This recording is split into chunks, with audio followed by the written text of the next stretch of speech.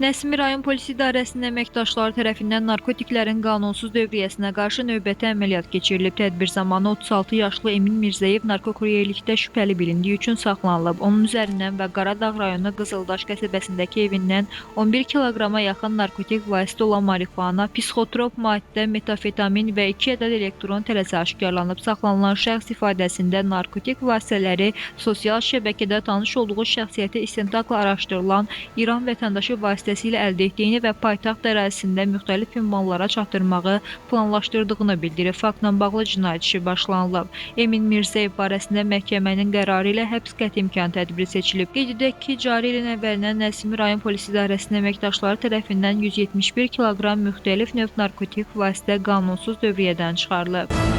22 marixuana təklif elədi pul müqabilində. Onu götürdüm, gətirdim. Nəsimi rayonunda da müxtəlif ünvanlara narkotik vasitə yerləşdirmişəm. Qaradağ rayonu ərazisində Nəsimi polis idarəsi tərəfindən saxlanılmışam.